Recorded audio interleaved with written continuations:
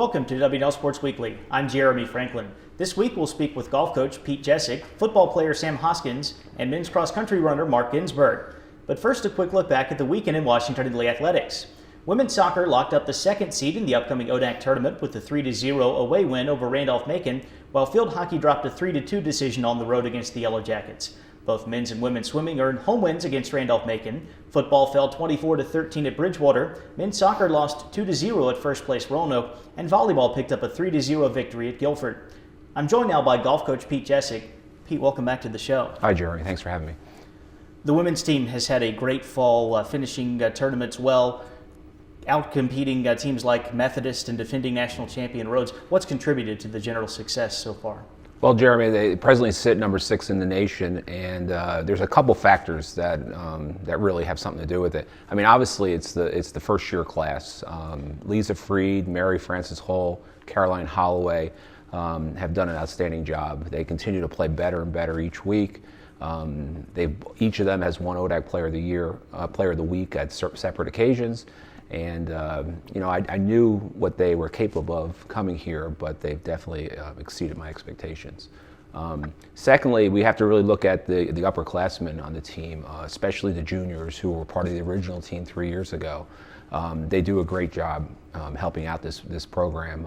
Captain Sarah Moyer, she's really the key to the puzzle. Whether we're practicing, competing, traveling, outside of golf, she's the person that really ties it all together, and she goes out of her way to do that. Her leadership is definitely the key to what's going on right now. The men's team has also had some really good results so far. Overall, how pleased have you been with their fall season? Yeah, the men presently, yesterday, they just went to the top 25 in the country in rankings. They've got better every week also. We played in what we like to call the NCAA preview back in September down at Grandover. It's where the national championship was held last year. It's going to be held again this year. All teams there were played in the NCAAs last year. We finished in the top half of that field, beating some really solid teams. And we just kept building on that. Our trip down to Tyler, Texas, we got a chance to see the Southwestern teams and some of the West Coast teams. We finished second there, only to number 1 ranked UT Tyler, and on the last day we actually beat them by a shot, so that was good for our confidence, I believe. We finished the season yesterday, the fall campaign down at the O'Brien Jensen, which is Guilford's tournament. We finished 3rd out of 16 teams there. We only lost to number 4 Methodist, and we finished 4 shots back at Guilford, who's in our conference. What's on the calendar for the WNL teams in the spring?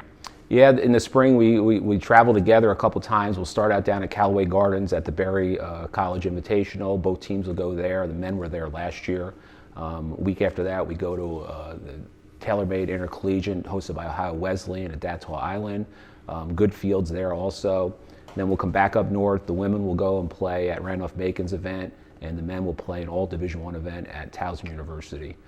And then our usual, we'll take the 10 days off to take finals, and then we go right to the conference championships down at Rockbarn again this year.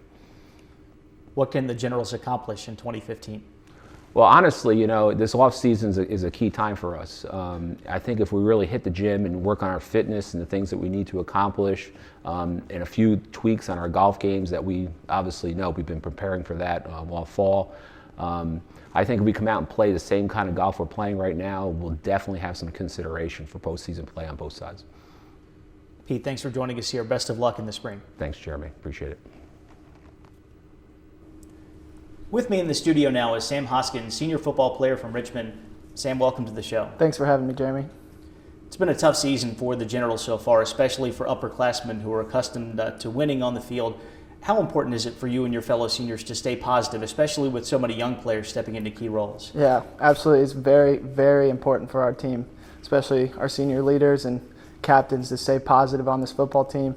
Ever since I showed up here at WNL, week in and week out, our main goal is to win football games. And, right now, 1-6, that doesn't change. We're still, these last 3 games, our main goal is to finish the season strong and win each of these games. And, negative attitudes and negative energies kind of are contagious through football teams, and it really does affect our main goal, to win football games. And all the leadership from our captains, we need to lead by example and show, we haven't given up on this season, and teach these young guys who are stepping in major roles, Charlie Nelson, Marshall Hollerith, what it takes to win and how to lead this team. How much improvement have you seen from the offense since the start of the year?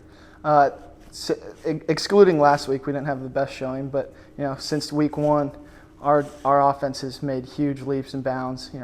Last year, if you would have told me that we'd be throwing for 100 yards a game, I would have laughed at you.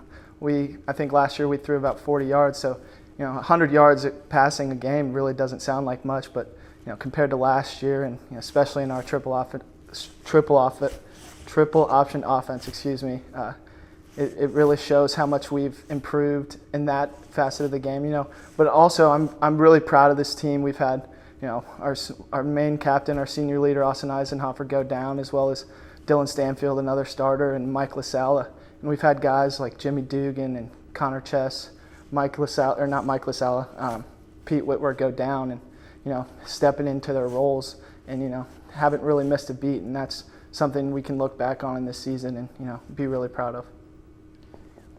What's been your favorite experience as a Washington and Lee student athlete? Oh, beating Hampton-Sydney in 2012. Wasn't very involved in that team. I played on some special teams, but man, that day I'll never forget. The atmosphere. It was Parents' Weekend. It was a beautiful day in November, and that game was an emotional roller coaster, up and down. To win on a game-winning field goal in 4 overtimes, rush the field with my best friends, it's a day I'll never forget, and a day I'm truly blessed to be a part of. You spoke earlier about finishing the season strong. How important are these last 3 games, especially with the future of the program in mind? Absolutely. Coach Abel right now has been talking about, like you said, finishing this season strong. We've got to get some momentum for these younger guys going into this offseason lifting program, as well as into next season, getting some confidence, give them some confidence that this team is actually very talented. And, we do have some very talented players on this team, even though our record doesn't really show it. But I also, and this might be a little selfish, but I think it's pretty important for some of us seniors to finish this season strong. This football game, the game of football, has been so important to a lot of our lives, and we've been blessed to wear the trident on our chest for 4 years now, and these last 3 games are, that's all we've got left. So, it's very important for us to win and finish our football careers on a positive note, and I think it's something we can all look back on 10, 20 years down the road, these last 3 games, and there's some wins that we will definitely remember, and how we finish will be very important to us. So, Sam, thanks for joining us here. Best of luck the rest of the way. Thank you for having me. I'm now joined by Mark Gensburg, junior cross-country runner from Barrington Hills, Illinois. Mark, welcome to the show. Thanks for having me. In your last regular season race, Washington and Lee placed second at the Gettysburg Invitational. You were only beaten by a Division I program in Bucknell. What did that performance tell you about the quality of this year's team? Well, Gettysburg really served to demonstrate the quality of our team this year. The competition was stiff at Gettysburg, and we performed when we needed to. We had stellar performances from top to bottom, and in a tough field, we managed to come out on top of all D3s. So it really served to show that we have a really high-quality team from top to bottom, in addition to just the youth of the team. Overall, how is the regular season, both in terms of the meets and the training sessions, how's that all prepared you for the postseason? Well, the meets and training that we've done has prepared us excellently for the postseason, and especially the training. Our coach back in June put us on a training plan that has kept us on a progression so that we could peak in the postseason, and it's done precisely that. We've had very little injuries the entire year, and we think that with our training plan, we'll be ready to perform at our highest level by the time the postseason comes around.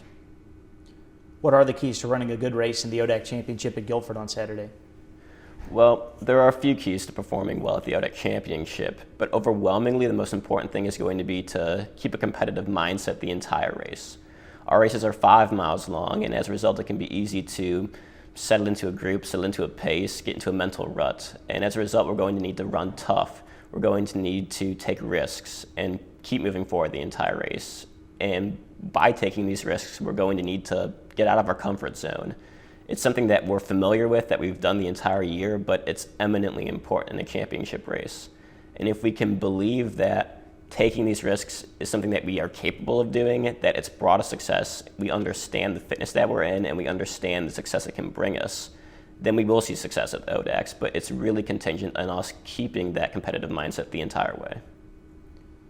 You're one of just 3 upperclassmen on the team with no seniors. What kind of expectations do you have for the Generals over the next few years?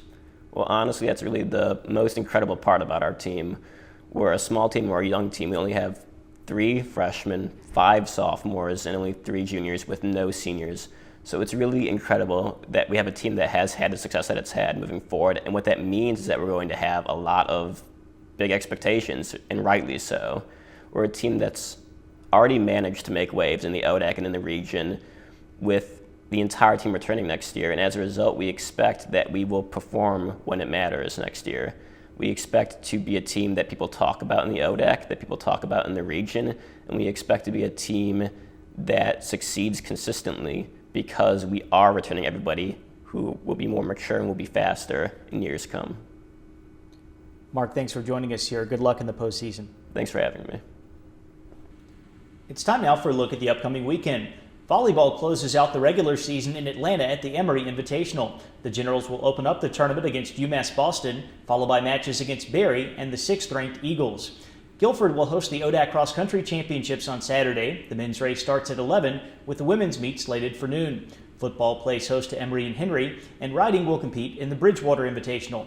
The ODAC soccer and field hockey tournaments begin this weekend. Women's soccer will host a quarterfinal match, while men's soccer and field hockey have earned the number 5 seed in their respective brackets, meaning that both teams will hit the road for their first-round matchups. Visit generalsports.com later this week to find updated schedules for the fall tournaments.